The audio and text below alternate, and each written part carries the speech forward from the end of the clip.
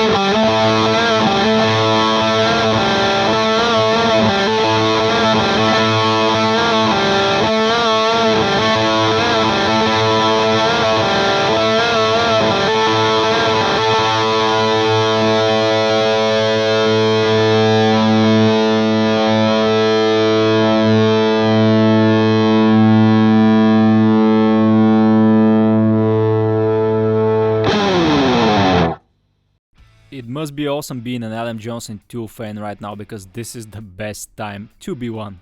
You go into the Epiphone official website and you're greeted by the Adam Jones Art Collection. It is a collection of 7 guitars with artwork on the back. So far 3 of them are released, this one being the last one to come out.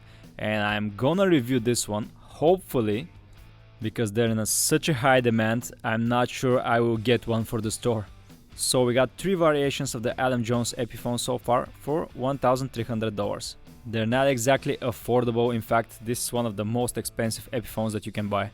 But if you compare it to the Gibson Custom Shop stuff that I'm gonna show you in a minute and the Gibson USA, it is much more affordable at $1,300.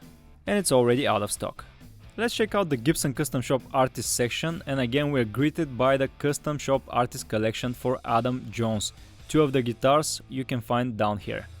The first one is the Murphy Lap Aged Custom Shop Les Paul version 2 of the Adam Jones.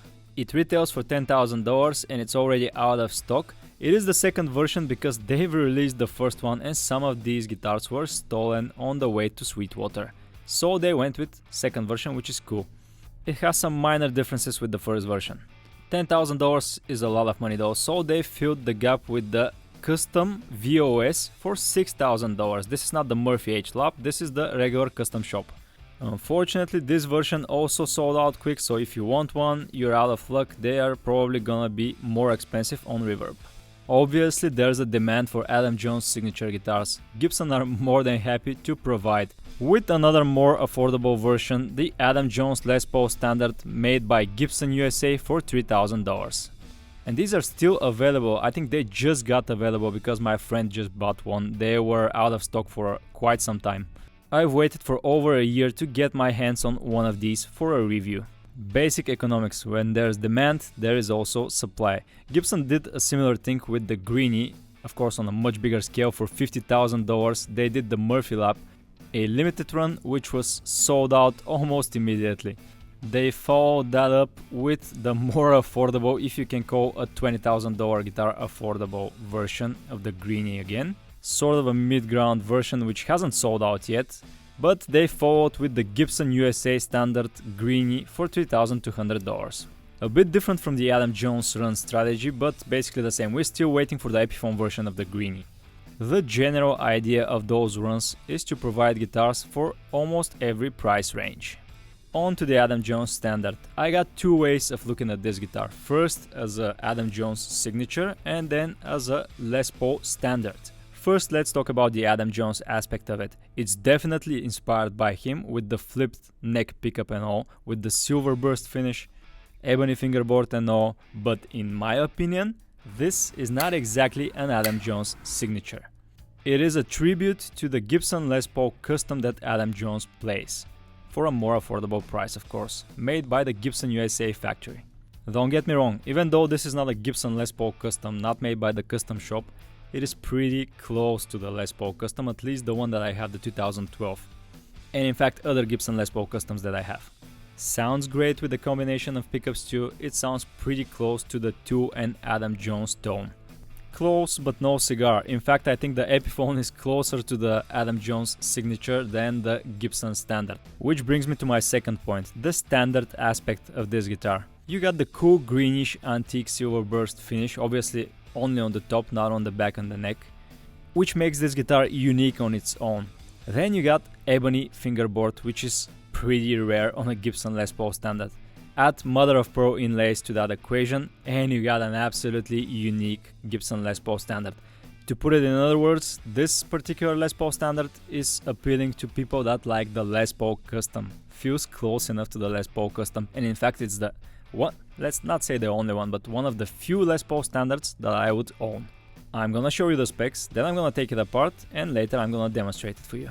Here's the official listing, which is still active on the Gibson website. We have the antique silver burst color, retail price of $3,000. Here's the description, and I love it when you press read more, you get less. Less is more, I guess. A thumbnail of Adam Jones holding one of these guitars. I think that's the only time you're gonna see Adam holding one of these. I don't think he's gonna use it on stage. I'd love to be proven wrong though. So starting with the body specs, then continuing with the neck. Interesting, here we have the rounded neck profile, ebony fingerboard and medium jumbo frets, mother of pearl trapezoid inlays as well.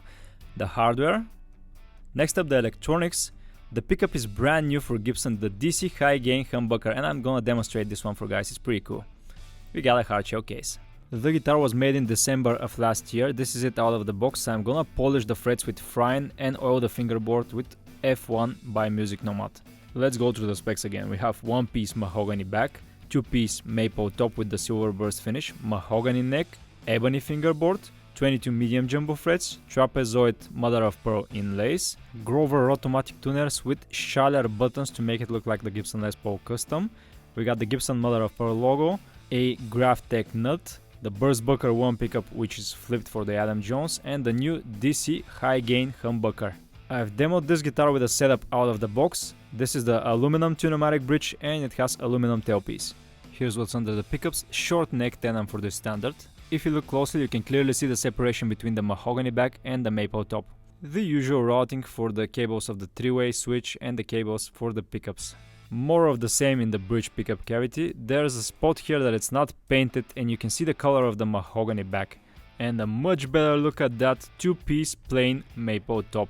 No need to be figured of course because of the silver burst solid paint. Speaking of the paint, here's a better look at that silver and black burst without the nitro finish on top of it. Next up, the pickup situation is unique to the Adam Jones silver burst standard. Starting with the Burstbucker 1 in the neck position, patent apply for or PAF sticker. It was made in December, mid-December 2022, and the pickup is flipped. That's how Adam Jones prefers it. The conductor is long enough so you can flip the pickup if you want to, but you have to flip the pickup ring as well. The owner of this guitar is gonna leave the pickup flipped for now because he likes the sound. I like the sound of this one in the Adam Jones. Next up, the bridge pickup is interesting. This is a brand new pickup for Gibson. The sticker says lead high gain, made in late December 2022, Gibson USA logo and T for treble on the bottom side. Open coil and you can see the coils through these little holes here. Let me give you a better look. See them there? Yeah.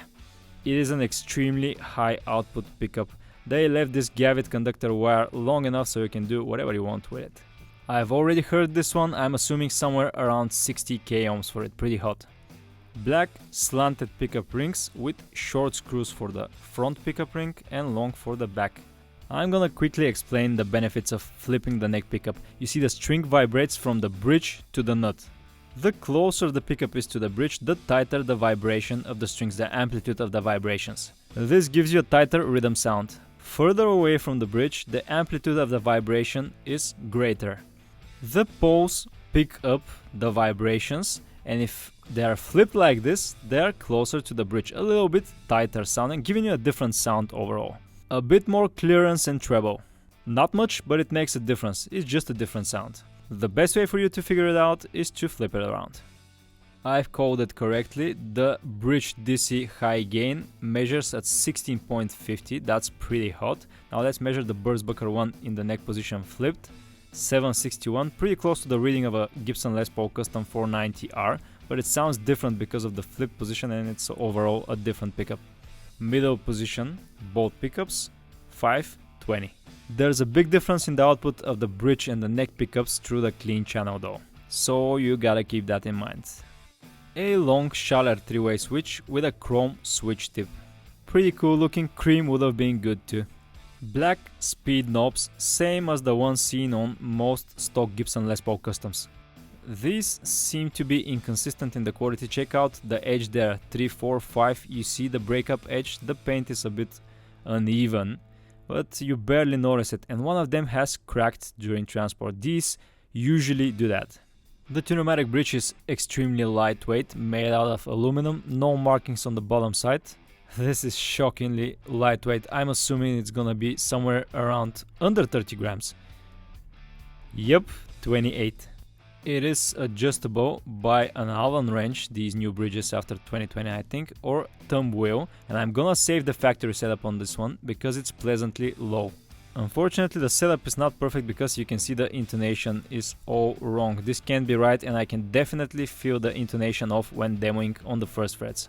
I wanted to show you an out-of-the-box experience for this guitar, so the intonation is what it is and it's probably gonna sound a bit off. The tailpiece is also aluminum, extremely lightweight, advanced plating logo on the bottom side.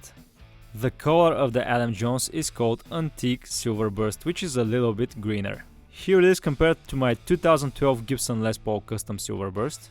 It's already starting to turn green. This is not a perfect example of a clean silver burst. The nitro is getting yellow, but you see how much greener the standard is compared to it. They managed to get the burst almost right though. You see it's starting here from the edge of the neck pickup, goes along the edge of the guitar, near the edges of the speed knobs. Same here on my silver burst, but the fade is a little bit different. The drop is done nicely on both guitars, not too thin or thick. I've swapped the speed knobs, so it's a bit different here, the distance. The regular Les Paul Custom comes with a pickguard, the AJ standard doesn't. Overall, a great job on the finish of the Adam Jones, looks pretty close to a custom silver burst.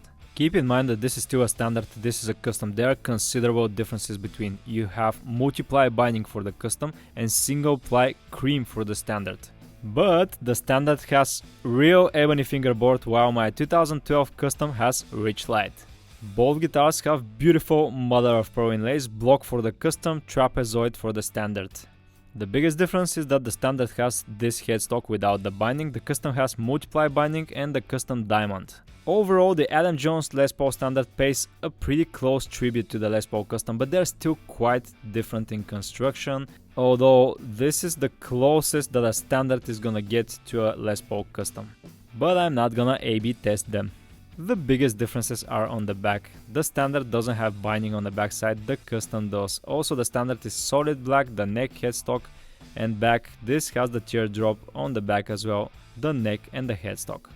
A better look at that greenish silver burst finish, and this guitar has a lot of static electricity generated on it, probably because of the material of the case. The lining reacts with the finish. Some guitars are just like that. Check out the gorgeous mother of pearl trapezoid inlays on this beautiful ebony fingerboard, pretty rare for a Gibson Les Paul standard. Black side dot inlays, cream binding with fret nips. Speaking of, the fret edge binding is one of the things that I don't like about this guitar. Well, actually there are two things, but I'm gonna tell you about that later. But they are not done particularly well. They are uneven and there's too much material left on them. You cannot feel them when playing, but when you drag your thumb like this, you can definitely feel they are roughly done. There are also some rough instrument marks from scraping the binding here and there, especially here near the second fret. a lot more small instrument marks along the binding that I'm used to seeing on standard and even custom instruments. But I forgive them because of the ebony fingerboard and the perfectly selected mother of pearl inlays. Then we have a Graphtec nut self-lubricating, which is flush with the binding and the headstock. Probably a veneer on top of the headstock, Les Paul model silk screen in gold, and Gibson mother of pearl logo. This is what the truss rod cavity looks like, one-way traditional truss rod. There's M marking here, probably mahogany, I'm not entirely sure. And this is the cover for the truss rod, 1979 Adam Jones, 2-ply. There's some relief to the leathers, and the 1979 is silver, like the silver burst color. Speaking of the truss rod cover, if you're not a fan of Tool or Adam Jones, you can simply swap it for a plain black one.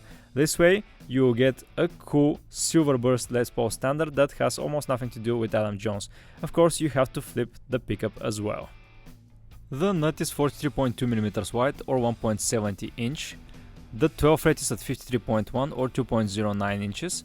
Thickness at the first fret 20.7 or 0.81, and even though this guitar has a volute, the volute is all the way here, so the neck manages to stay thin. The 12th fret though is chunky at 24.8 or almost an inch. This is where the standard side of things comes to play. So the neck is a rounded combination between the thin first fret of a Les Paul Custom and the thick 12th fret of the standard. The body is thick and heavy, in fact thicker than the Les Paul Custom, usually they're around 2 inches, this is a little bit over 2. I'm not sure if the body is thicker or the paint job. The distance between the pickup rings is 60mm like on most Les Pauls that I like. 12-inch radius of the fingerboard and 24.75-inch scale length.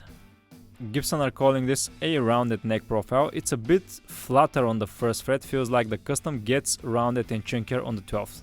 The usual stuff for a back of a Les Paul standard. This should be one-piece mahogany with no weight relief, no binding for the back.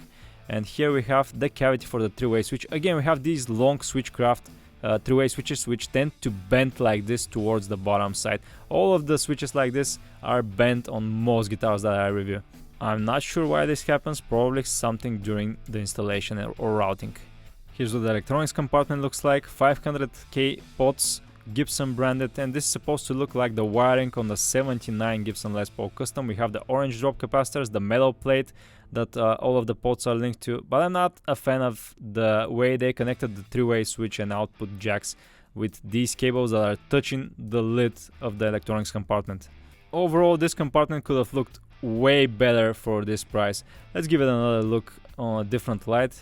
On the bottom side you can see the routing for the output jack, and this is what the cover for the electronics compartment looks like. No shooting, again the cables are touching it. It's gloss on both sides, and this is the cover for the three-way switch, gloss on both sides again. They match the glossy black back of the guitar. And look at the paint weaves because of the mahogany grain under it. Rectangular plate for the output jack, strap button here. This one looks like the Posi lock, but it's not exactly the same. I think it's a brand new strap lock, I haven't seen these. One more over here. The construction of the neck is set neck or glued in. You can see the way that the binding of the body meets the binding of the neck. Nice and thin near the first fret, and a volute to make it look like the 79 Gibson Les Paul Custom. The Adam Jones graphic is the one thing that you cannot get rid on this guitar, but it's nice. Grover automatic with shutter buttons, as I told you. And that's the second thing I don't like about this guitar, the buttons of the Grover tuners. In fact, they remind me of a guitar. The cheapest, let's say most affordable Epiphone has something similar, and these don't feel great. Yep, not only do these shutter buttons feel bad for me to tune, but they always slip out of one of the best winders from Music Nomad. So I would definitely swap these out. Made in USA, and let's check out the serial number 327-2, so 2022. 327 is the day of the year, this is early December, and then you have 0010, a pretty cool binary serial number. This is the first time I'm seeing a case like this in person. It has sort of a satin Tolex which leaves fingerprints like this. It has gloss black latches, a leather handle with black hardware, one more latch here and one in the back. There's also, this is the support here, you can put it standing up, and the Gibson logo. Pretty cool looking in person, has this beautiful plush lining. Even though the lining is beautiful, I think the materials used generate a lot of static electricity. As a result, the Gibson gets dusty all the time.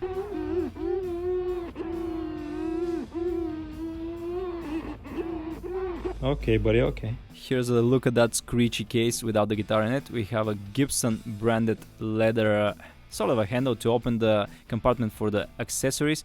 And if you check this out, made in Costa Rica. This is a first for me. Usually I see cases made in Canada. I'm feeling snackish. Let's check out some case candy, most of which comes in this Gibson pocket. First we have the case key. I'm not gonna open it up, it's just a regular key, nothing written on it. Some silica gel, the baby photo, which is pretty small for this particular guitar. Honestly, I prefer some sort of certificate instead of the baby photo, but it is what it is. Owner's manual, you get this with every Gibson. There's a photo of a V and a Les Paul somewhere in here. If you've never read one of these, you better do it. So then we got the new style of the warranty information, which is combined with the pre-pack checklist. Here we have the date 12/22/22, pretty cool. 22nd December of 2022, serial number and model number. To be honest, I like this new style of the pre-pack checklist. It's much more compact and looks good overall. Next up, some more usual stuff for a Gibson Les Paul standard. A black Gibson leather strap, sturdy, nothing too special. A Gibson polishing cloth, Gibson branded. And this thing, the Gibson multi-tool. I don't have a single one of these because they only came with the Gibson USA guitars. They don't come with the custom shop guitars. Come on Gibson, give me one of these, they're awesome. Remember, this is a Les Paul standard, so mahogany one piece back, no weight relief. This is a heavy guitar, weighs as much as most Gibson Les Paul customs. That's it for the specs, now let's hear it.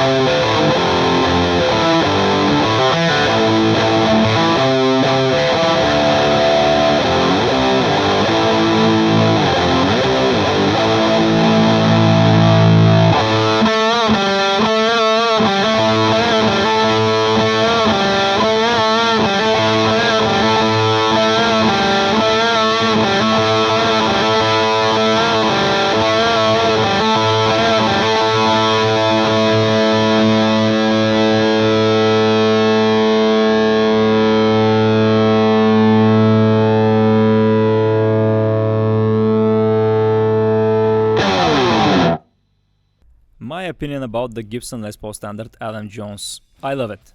I love it as a Gibson Les Paul Standard because it has the ebony fingerboard, mother of pearl inlays, and this cool silver burst finish. I also like it as a tribute to the Gibson Les Paul custom for Adam Jones. It's close enough, feels close enough with that neck profile, plays and sounds close enough to the Gibson Les Paul custom. Would I buy one? Yes, definitely. I think the price is a bargain since Gibson is raising their prices. This one is gonna be even more expensive, and once it's out of stock, it's gonna get significantly more expensive with time. It's also quite discreet. You got only this graphic on the back of the headstock. If you wanna make this guitar your own, you just have to remove the truss rod cover that is showing that this is a Adam Jones signature guitar. I like the fact that every Gibson division, the Gibson Custom Shop, the Murphy Lab, the USA Standard Factory and Epiphone factories are trying to provide guitars for every price range and every fan. That's a good strategy and that has proven to be beneficial. After all, combine that with great artists like Adam Jones, like Kirk Hammett, people will want to buy these guitars if they are at the right price range. So regardless if you just want a cool Gibson Les Paul Standard silver burst with ebony board or you're an Adam Jones fan, you better get one of these while they're still available.